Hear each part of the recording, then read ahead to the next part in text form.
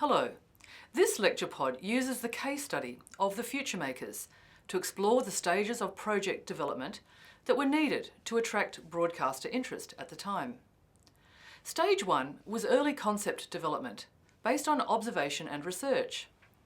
At that stage, I was seeing the beginnings of reporting on megatrends in discussions on global issues. What do we mean by megatrends? In a recent book by Stefan Hajkowicz, Principal Research Scientist at the CSIRO, where he based his findings on research by many scientists over the past decade, a megatrend is defined as a significant shift in environmental, economic and social conditions that will play out over coming decades. He identified 7 megatrends, 6 of which we see here. More from less, going, gone, the Silk Highway, Forever Young, Virtually Here, Great Expectations, and the 7th, an imperative to innovate. Let's look at these in a little more detail. 1. More from less. Seeing an increasing demand for limited natural resources, accompanied by a scarcity of these resources. 2. Going, gone. With extinction rates rising, is there a window of opportunity to protect biodiversity, habitats, and the global climate?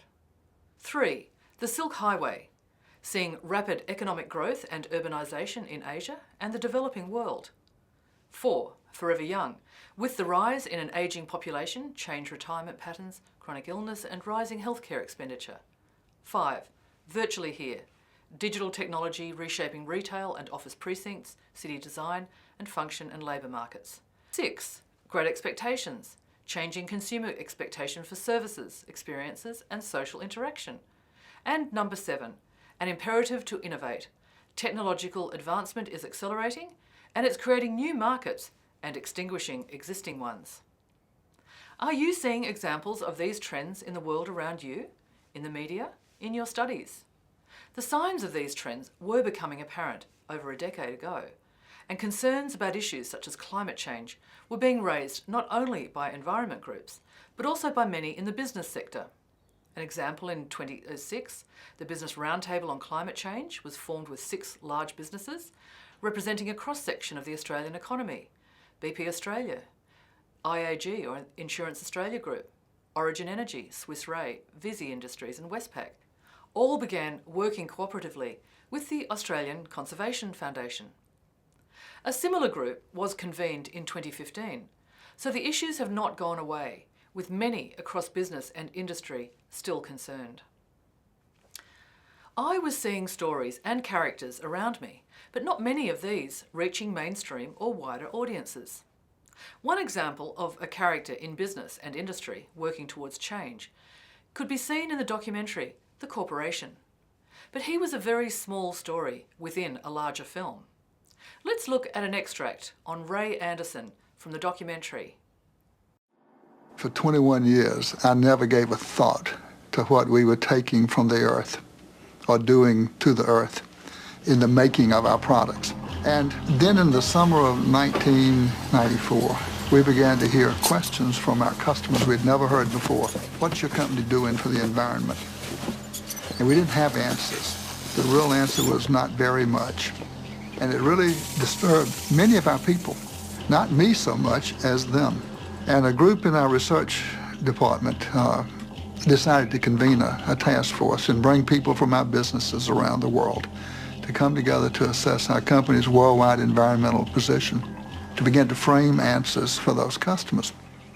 They asked me if I would come and speak to that group and give them a kickoff speech to launch this new task force with an environmental vision.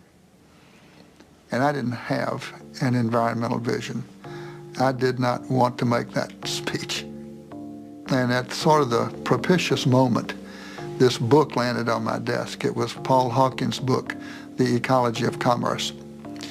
And I began to read The Ecology of Commerce, really desperate for inspiration. And very quickly into that book, I found the phrase, the death of birth. It was E.O. Wilson's expression for species extinction, the death of birth, and it was a point of a spear into my chest. And I read on, and the spear went deeper. And it became an epiphanal experience, a total change of mindset for myself and a change of paradigm. Can any product be made sustainably? Well, not any and every product. Can you make landmines sustainably? Well, I don't think so. There's a more fundamental question than that about landmines. Some products ought not be made at all. Unless we can make carpets sustainably, perhaps we don't have a place in a sustainable world, but neither does anybody else making products unsustainably. One day early in this journey, it dawned on me that the way I've been running Interface is the way of the plunderer. Plundering something that's not mine, something that belongs to every creature on earth. And I said to myself, my goodness, the day must come when this is illegal, that when plundering is not allowed. It must come. So I said to myself, my goodness, someday people like me will end up in jail. When I think of what could be, I visualize an organization of people committed to a purpose. And the purpose is doing no harm. I see a company that has severed the umbilical cord to earth for its raw materials, taking raw materials that have already been extracted and using them over and over again, driving that process with renewable energy. It is our plan, it remains our plan to climb Mount Sustainability, that mountain that's higher than Everest, infinitely higher than Everest, far more difficult to scale. That point at the top symbolizing zero footprint.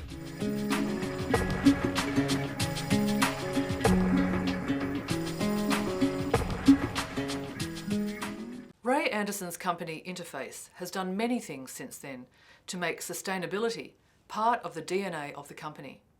Sadly, he died in 2011, but his legacy lives on in the work at Interface and is a great story in its own right. In addition to stories such as these, I also knew of Australians working to make a difference in sustainable options. And I wanted to make a film or TV series that shows we have choices, that change can be inspiring. It's not all doom and gloom. A film called The Future Makers, exploring solutions. So what's needed to get a film like this made? When this idea was at early concept stage, I applied to the AFC, or Australian Film Commission, which is now Screen Australia, and as part of the AIDC, or Australian International Documentary Conference, for their pitch scheme. This was accepted, and in 2006, in February, my team and I went to the conference where we tested market interest by having individual meetings with international broadcasters to see if they might be interested. We showed them this small 1-minute concept video that we'd made to capture the idea, the style and tone of the project we wished to make. The pace of industrialisation is unprecedented. Each day in China, a city the size of Vancouver is constructed. India, Brazil, Russia are all developing rapidly. The UK government and the Pentagon warned that global warming is a greater threat than terrorism. The impacts on the biosphere are impossible to calculate. We are the weather changers. Do we have solutions to these massive problems? Could they apply on a global scale? We look at visions of the future, models of how things could be, solutions that save people, societies, natural habitats, the planet. Solutions that are global, sustainable, and respect all living things. These are the future makers. Economics and business, as if the earth really mattered. Industrial processes, transport and agriculture, as if the earth really mattered. People, creating a better future now. The response was very positive. They said it came across as a strong idea, and many of the broadcasters said they would be very interested, but wanted to see further development of the project. This would require funding, so we applied and received a development grant from Screen New South Wales that allowed for research and development throughout the year. What is research and development? What does it involve? For us, it meant interviewing scientists and innovators on camera, attending conferences and events, identifying best on-screen talent and potential stories, gathering footage, developing material for another showreel, developing storylines, treatments, synopses. 1 year later, we applied for the second AIDC Big Pitch scheme, the DocuMart, where we pitch the concept publicly to international broadcasters such as National Geographic, Discovery Channel, UK Channel 4, BBC, ITV, Arte France, ZDF Germany, PBS America, and others. We showed them the following compilation of research material. One planet, billions of species, a thriving, interconnected web of life, until the impact of industrialisation. Is it going to be possible to slow this down in time? And the answer is not likely. We might have pushed the natural global system beyond some critical tipping point and precipitated a major change in the global climate. Every minute now, somebody's dumping a ton of CO2 in the atmosphere, and they're doing it for free. That's a subsidy. It is not an entitlement to dump into the atmosphere when it causes rising sea level, intensified hurricanes, increase in drought and flood intensities. Our objective has to be stop really severe climate change and then slowly bring it back down and hope that we don't really have lost ice sheets and too many species extinctions along the way. Crank up the pressure. Try to get all the sensible things done first. Help people through the transitions. For a long time it's been a marginal issue, and suddenly Middle Australia's got the issue. And if we keep stalling, then what'll happen is that 10 years down the line, when finally people say, we got to do this, we're going to have to do more, it's going to be more expensive, and there's going to be more damage we didn't prevent.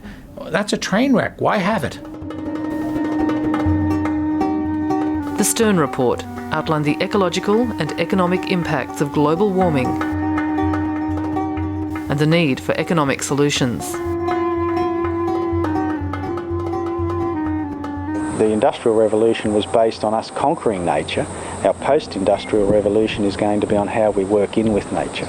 History shows that the really radical changes don't come from the big incumbent companies. They come from people who are to some degree outside the system. The waves come in from this direction, and the waves rise and fall inside that chamber, and they displace that air and squeeze it, compress it past the turbine. Our company is doing something called solar thermal power, and that means actually going through a turbine, just like conventional fuel uses a boiler to create steam to run a turbine and produce electricity.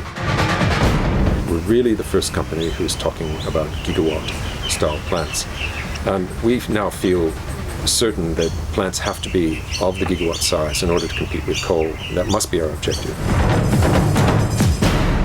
People have realised that these renewable energy technologies now are becoming, in many cases, more economic.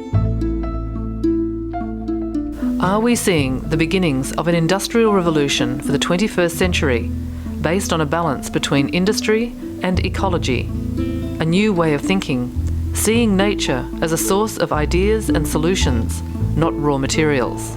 Biomimicry is basing our industrial designs and our organisation and industrial processes on lessons that we've learned from nature.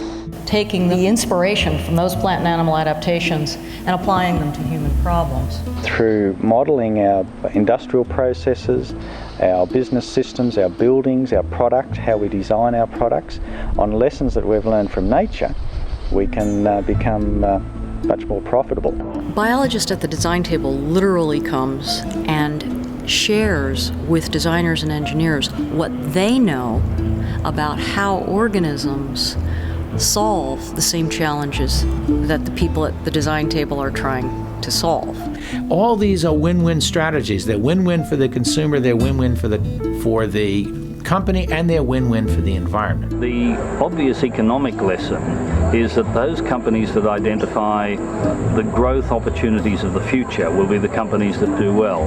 And the companies that are locked into the old paradigm will be trapped into a situation of needing increasingly generous government bailouts. Everybody counts. And setting a moral, economic, and technological example of how to do it right is very important. These are the future makers. Here is the potential, visions of a clean, green future.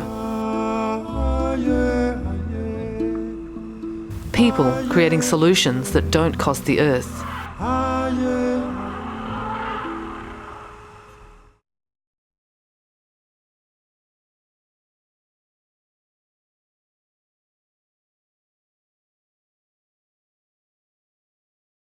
There was a very positive response to this pitch.